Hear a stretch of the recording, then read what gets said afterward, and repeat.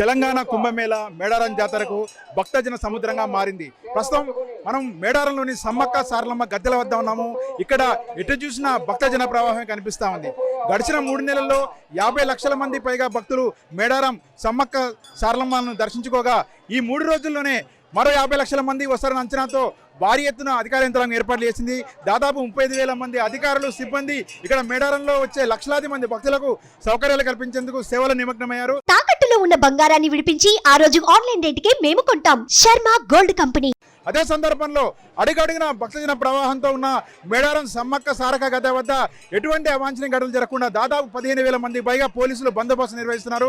IG స్థాయి అధికారి నుంచి కానిస్టేబుల్ స్థాయి అధికారి వరకు ప్రతి ఒక్క రోడ్డుపైనే ఉండి ఇక్కడ భక్తులకు ఎటువంటి ఇబ్బంది తలెత్తకుండా చర్యలు తీసుకుంటున్నారు. ప్రస్తుతం మనం సమ్మక్క గద్దె వద్ద ఉన్నాము. ఒకసారి ఇక్కడ చూస్తే మొత్తం ఒక జన ప్రవాహం కనిపిస్తూ ఉంది. ఎటు చూసినా కూడా సమ్మక్క సారలమ్మ నామస్మరణతోటే ఇక్కడ భక్తజనం భక్తి పారవేశంతో ముందుకు సాగుతున్న పరిస్థితి కనిపిస్తూ ఉంది. తాము ఇలవేల్పుగా కోల్చుకునే సమ్మక్క తల్లికి పూజిస్తే సకల శుభాలు కలుగుతాయని నిలువెత్తు బంగారం సమర్పించుకున్న దృశ్యాలు కనిపిస్తున్నాయి. ఈరోజు ఇక్కడ సమ్మక్క సారక దర్శనానికి ఈరోజు ఉదయం నుంచే దాదాపు 1,00,000 మందికి పై భక్తులు తరలివచ్చారని కూడా అధికారులు అంచనా వేస్తున్నారు. మరొక వైపు రానున్న 2 రోజుల్లోనే ప్రధాన ఘట్టం జరగనుండటంతో ఇక్కడ పూర్తి స్థాయిలో వచ్చే భక్తులకు ఎటువంటి ఇబ్బందులు తలెత్తకుండా కూడా చర్యలు చేపడుతున్నామని అధికారులు చెప్తున్నారు. మరొక వైపు తెలంగాణ కుంభమేళగా ఉన్న ఈ మేడారం జాతరకు మొదటిసారిగా రాష్ట్రపతి రావతుండడంతో ఇక్కడ పోలీసులు పూర్తి స్థాయిలో అలర్ట్ అయ్యారు. రాష్ట్రపతి ద్రౌపది ముర్ము ఎల్లుండి ఉదయం 10 గంటల ప్రాంతంలో ప్రత్యేక హెలికాప్టర్లో ఇక్కడ చేరుకొని దర్శనానికి వస్తారు. ఇదే సందర్భంలో ముఖ్యమంత్రి రేవంత్ రెడ్డి, రాష్ట్ర గవర్నర్ తమిళిసై కూడా ఎల్లుండి ఉదయం సమ్మక్క సారలమ్మను దర్శనం చేసుకుని మొక్కులు చెల్లించున్నారు. ఈ నేపథ్యంలో ఒకవైపు విఐపీల తాకిడి, మరొక వైపు సామాన్యుల తాకిడితోడు మేడారంలో ఇసుక వేస్తే రాలనంతగా జనం కనిపిస్తున్న పరిస్థితి కనిపిస్తూ ఉంది. అడుగడుగున భక్తజన ప్రవాహంతో అడుగు తీసి అడుగు వేయాలంటేనే దాదాపు నిమిషంన్నర టైం పడుతూ ఉంది. ఇదే సందర్భంలో జంపన్న వాగులో స్నానాలు చేసి గద్దెల వద్దకు దర్శించుకునేందుకు కూడా గంటల సమయం వేచి ఉండాల్సిన పరిస్థితి కనిపిస్తూ ఉంది. ఈ సంవత్సరం తెలంగాణ రాష్ట్ర ప్రభుత్వం ఎంతో ప్రతిష్టాత్మకంగా దాదాపు 105 కోట్ల రూపాయల ఖర్చుతోటి ఇక్కడ భక్తులకు సౌకర్యాలు కల్పించింది. అడుగట్టున ఇక్కడ ప్రభుత్వ అధికారులు సిబ్బంది విధుల నిమగ్నమై వస్తున్న భక్తులకు ఎటువంటి ఇబ్బంది తలెత్తకుండా చర్యలు చేపడుతున్న పరిస్థితి కనిపిస్తూ ఉంది. ప్రస్తుతం మనం మేడారం సమ్మక్క జాతరలో ఉన్నాము. ఇక్కడ సమ్మక్క గద్దెల వద్ద ఉన్నాము. ఇక్కడ గుడి లేదు, ఇక్కడ ఆకృతి లేదు. అయినప్పటికీ కూడా ఇక్కడ ఈ గద్దెల వద్ద ఉన్న కుంకుమ పని రూపంలో ఉన్న సమ్మక్కను సందర్శించుకునేందుకు లక్షలాది భక్తులు తరలి రావడం ఆనవాయితీగా వస్తుంది. భక్తులు సుదూర ప్రాంతాల నుంచి కూడా ఇక్కడికి వస్తున్నారు. మనతో కొంత భక్తులు ఉన్నారు. అమ్మ, మీరు ఎక్కడి నుంచి వచ్చారు? మేమా డోర్నకల్ మండలం మన్నెగూడెం నుంచి వచ్చింది సార్. ఇక్కడ చాలా బాగుందండి. ఈసారి ఫెసిలిటీ కానీ మంచిగా ఉంది. అమ్మగారిని దర్శించుకోవడం మాకు చాలా ఆనందంగా ఉంది. మంచిగా ఒక్కసారి వచ్చినాం, మా బాబుకి జాబ్ వస్తే మళ్ళీ ఇప్పుడు వచ్చినాం. మేడారంలో ప్రధాన ఘట్టానికి అంకం తెరదీసింది. కొద్దిసేపటి క్రితమే ప్రధాన పూజారి ఇతర అమ్మవారిని గద్దెలపై తెచ్చే కార్యక్రమం కనిపిస్తూ ఉంది.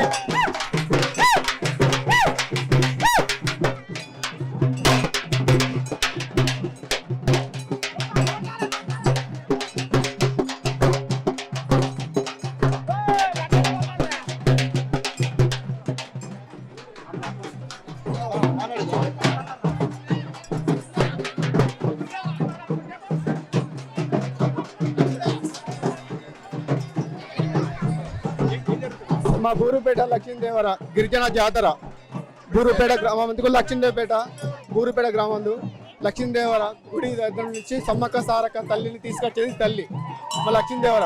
గత పూర్వంలో మా అయ్యల తండ్రులను అంటే గిరిజన దేవతలను తీసుకొచ్చేది మా బూరుపేట లక్ష్మీదేవత అని. బూరుపేట లక్ష్మీదేవర గ్రామ పెద్దలైనా మేము ఎప్పటికీ తీసుకొచ్చడం జరుగుతుంది. ఆడబిడ్డ కనుక పోతాం.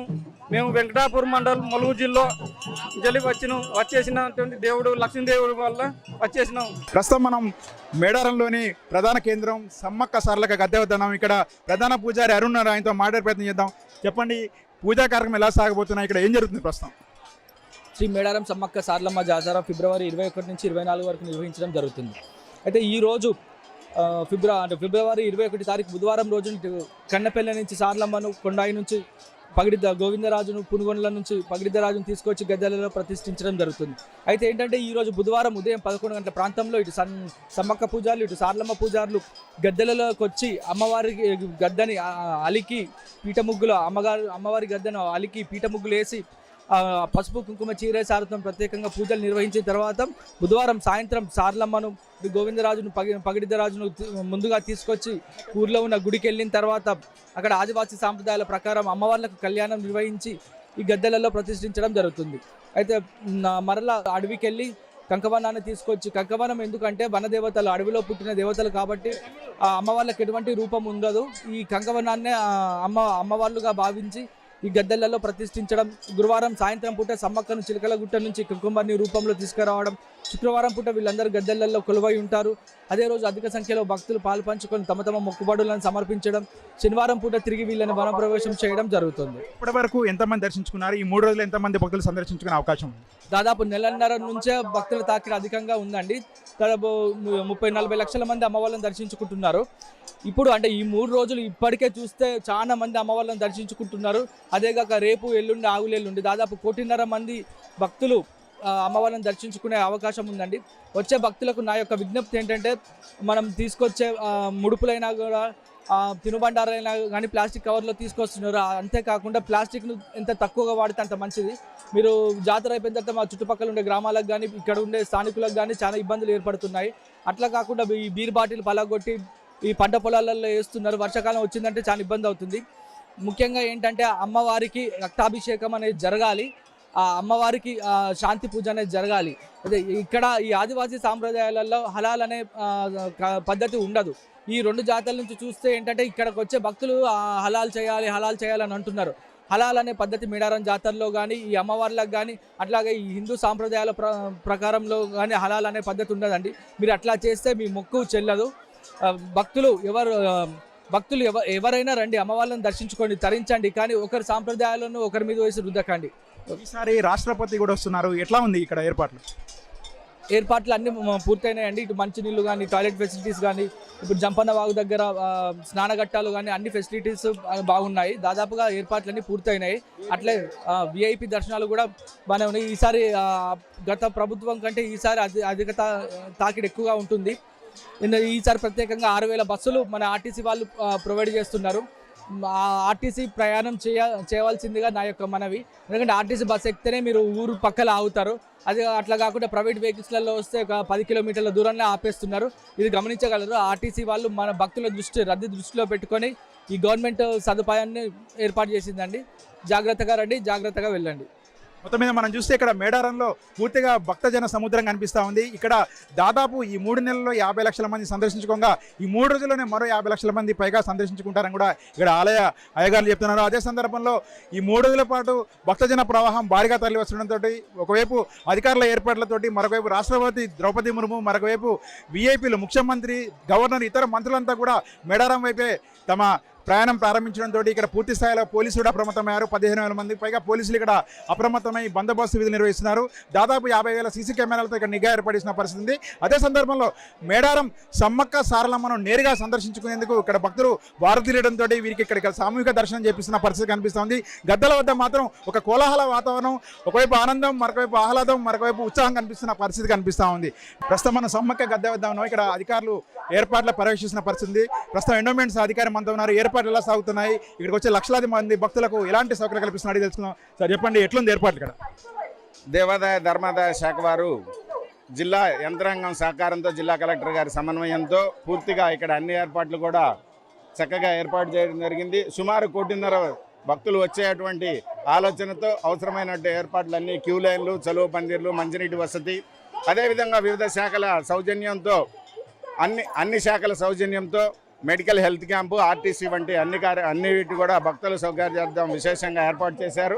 ఈ సంవత్సరం ఇక్కడ ప్రసాదాల ఏర్పాటు కానివ్వండి, అన్ని విషయాలలో కూడా చాలా జాగ్రత్త తీసుకొని జిల్లా కలెక్టర్ గారు, మంత్రివర్యులు, జిల్లా మంత్రి గారు అందరూ కూడా, మా దేవాదాయ శాఖ మంత్రివర్యులు అందరూ చక్కని ఏర్పాట్లు చేశారు. భక్తులు ఈ సౌకర్యాన్ని వినియోగించుకొని అమ్మవార్ల దర్శనం చేసుకొని అమ్మవార్ల కృపకు పాత్రలు కావాలని కోరుతున్నాం.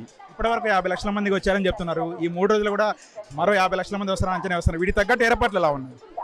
జాతర మనకి ప్రారంభమయ్యే నాటికే 19వ తారీఖు సాయంత్రం వరకే కూడా సుమారు 50 లక్షల వరకు జనం వచ్చారనే అంచనా వేశారు పోలీస్ డిపార్ట్మెంట్ వారు. అదేవిధంగా ఈ 4 రోజుల్లో 1 కోటి మందికి పైన దర్శించుకునే అవకాశం ఉంది కాబట్టి వారికి అవసరమైన విధంగా ప్రత్యేకమైనటువంటి క్యూ లైన్లు, మంచినీటి వసతి, అదేవిధంగా చలువు పందిర్లు అన్నీ కూడా విశేషంగా ఏర్పాటు చేయడం జరిగింది.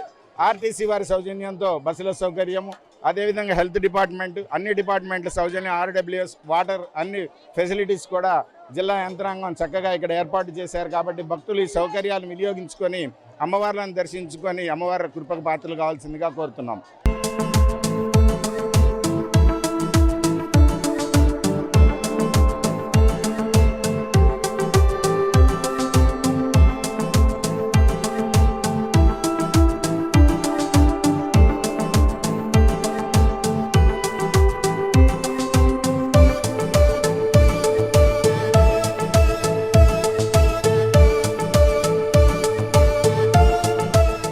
మేడారంలో ఎటు చూసినా కూడా భక్తజన ప్రవాహం కనిపిస్తూ ఉంది.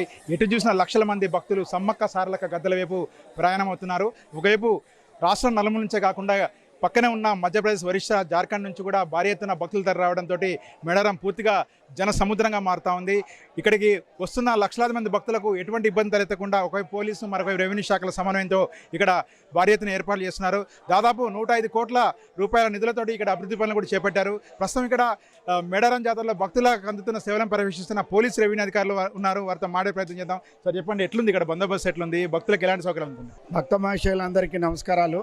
అలాగే ఇక్కడ ప్రతి ఒక్కరు కూడా ఆనందంగా క్యూ లైన్ల నుంచి సిస్టమేటిక్గా వెళ్తున్నారు. ఎందుకంటే లాస్ట్ టైం కంటే ఇప్పుడు కూడా ఫోర్స్ ఎక్కువ కూడా చేయడం జరిగింది. ఆఫీసర్స్ కూడా చాలామంది కూడా చేయడం జరిగింది. భక్తులకు ఎలాంటి ఇబ్బంది కూడా కలగదు. ఒకటి, భక్తులందరూ కనుక దయచేసి మా పోలీస్ డిపార్ట్మెంట్ తరపున కానీ, రెవెన్యూ తరపున కానీ అందరికి భక్తులకు పేరు పేరున్న నమస్కారాలు పెట్టి, భక్తుల లాగానే కొంతమంది దొంగలు వస్తున్నారు. వాళ్ళు మీ వస్తువులకు మీకు మీరే బాధ్యతగా కొంచెం చూసుకోవాలని భక్త మహాశైలకు అందరికీ నమస్కారం చెప్పుకుంటున్నాను. అంత రెవెన్యూ అధికారులు ఉన్నారు. సార్ చెప్పండి, విఐపీ తాకిడి కూడా ఎక్కువగా ఉంది. రెవెన్యూ శాఖ నుంచి ఎట్లా విఐపీలను సామాన్యులను ఎట్లా సమన్వయం చేస్తున్నారు? విఐపీలని దర్శనానికి అనుమతించడం కోసం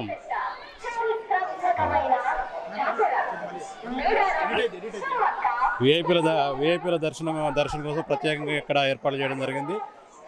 సెక్టర్ ఆఫీసర్గా 3 సెక్టర్ ఆఫీసర్లని 24/7గా నియమించడం జరిగింది. మేము విఐపీలు రాగానే వాళ్ళని రిసీవ్ చేసుకొని దర్శనం చేయించే బాధ్యత మేము తీసుకుంటున్నాం. చాలామంది విఐపీలు వచ్చి దర్శనం చేసుకుంటూ వెళ్తున్నారు. సామాన్యులకి క్యూ లైన్లు బాగానే సాఫీగా జరిగిపోతుంది. అంతా పకడ్బందీ ఏర్పాటు చేయడం జరిగింది. పకడ్బందీగా మంచిగా నడుస్తుంది.